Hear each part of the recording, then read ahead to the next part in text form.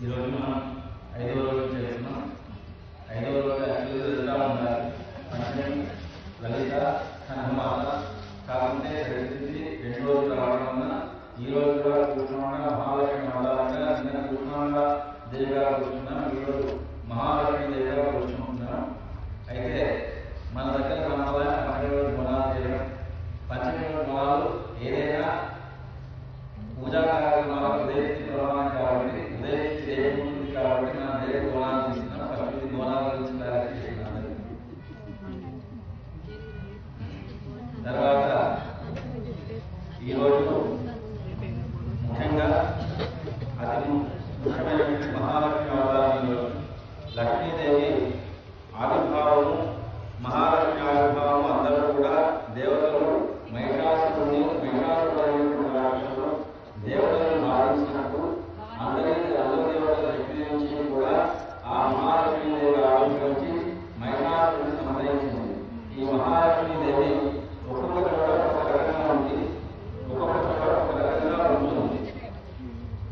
గృహంలో గృహలక్ష్మిగా ఉంటుంది, సద్దులో స్వర్గలక్ష్మిగా ఉంటుంది, తులసి వల్ల తులసి ఈశ్వరంలో తులసిగా, పద్మావనం అంటే మహాలక్ష్మిలో సమాలయంగా ఈ విధంగా ఒక్కొక్క విధంగా ఉంటుంది. ముఖ్యంగా ఈ అమ్మవారు శుచిక్రియ ఎక్కడైతే శుచి శుభ్రత ఉంటుందో అక్కడ లక్ష్మీదేవి శుచి శుభ్రత అయినటువంటి లక్ష్మీదేవి.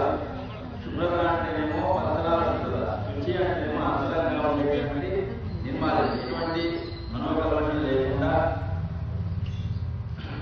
ఏ విధమైనటువంటి చెడు ఆలోచనలకు తావు లేకుండా ఉన్న చోట మహాలక్ష్మి ఉంటుంది. మన సప్తశతిలో కూడా యాపి భవనేశ్వరి పాపాత్మ ఉదయం ఉదయేషు బుద్ధి శ్రద్ధాత్మ కులజన ప్రభావలజ స్వాంత్వ నలాప పరిపాల దేవీశ్వం. ఈ లక్ష్మీదేవి ఎక్కడెక్కడ ఏ విధంగా ఉంటుంది.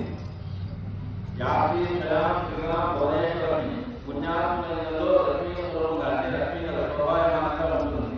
ఆ ఇంటికి పోగానే ఏదో ప్రశాంతత, ఎక్కలేనటువంటి ఒక విధమైనటువంటి ప్రశాంతత అవన్నీ కూడా అనుకోవడం వచ్చేస్తాయి. లక్ష్మీకరణ పాపాత్మ హృదయం ఉదయం విచ్చలవిడిగా ఉంటుంది. వాళ్ళ విధంగా ఉంటుంది అంటే పాపాత్మ అయితే ఖర్చు పెట్టాలి, దుర్వాలు దుర్దర్శనాలు అందులో పుష్కలంగా ఉంటుంది.